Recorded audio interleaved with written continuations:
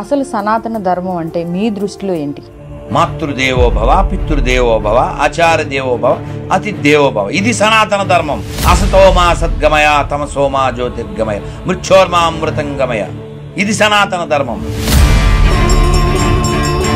హిందూ ధర్మాన్ని అన్ని మతాలు కూడా తక్కువ చేసి చూస్తున్నాయి, కానీ క్రిస్టియానిటీ మీదే ఎక్కువ ఫోకస్ ఎందుకు పెడతారు? ఒక కప్ప సముద్రం నుంచి వచ్చి నేల బావిలో పడిపోయింది.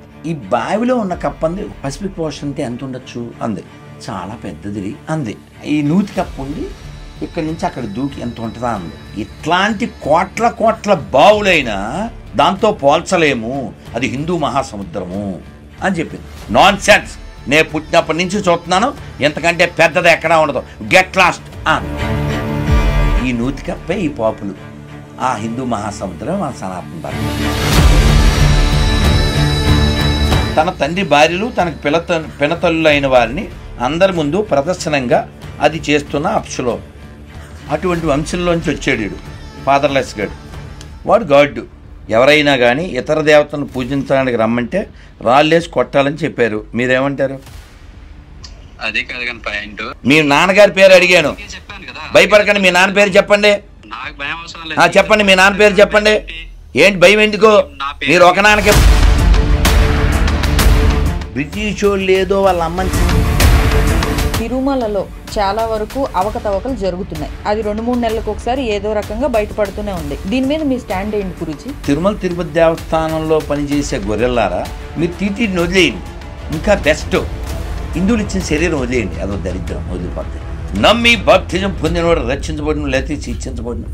నువ్వు గాడ్డా సైకోగాడివే? సిగ్గు శరవం స్వాభిమానం లేకుండా గాడిదలు గొర్రెలతో పోల్చుకునేటువంటి దరిద్రపు జాతి తయారవుతుంది. వాళ్ళకి నీతి బుర్ర జ్ఞానం లేదు కాబట్టి వాళ్ళు గొర్రెల కింద మారారు. దైవాన్ని ఏ పేరుతో అయినా పిలవచ్చు, ఏ పేరుతో అయినా కొలవచ్చు, ఏ పేరుతో అయినా తలవచ్చు. ఎప్పుడైనా మసీదులో ఇలా చెప్పించగలుగుతావా? అది పాజిబుల్ అయితే ప్రపంచ శాంతి పాజిబుల్. 2 నిమిషాలు, వితిన్ 2 minutes ప్రతి మసీదులో, ప్రతి చర్చిలో దైవం, మతం, వ్యక్తిగతం ఏ పేరుతో అయినా పిలవచ్చు. పవన్ కళ్యాణ్ వాళ్ళ పిల్లలు బాప్టిషన్ తీసుకున్నారని అన్నారు. ఇప్పుడు పవన్ కళ్యాణ్ సనాతన ధర్మం అని ఫైట్ చేయడం చూస్తున్నాం. దీని మీద మీ ఉద్దేశం ఏంటి గురుగారు? ఆయన ఒక స్టాండ్ తీసుకుని ధర్మం కోసం నిలబడ్డాడు.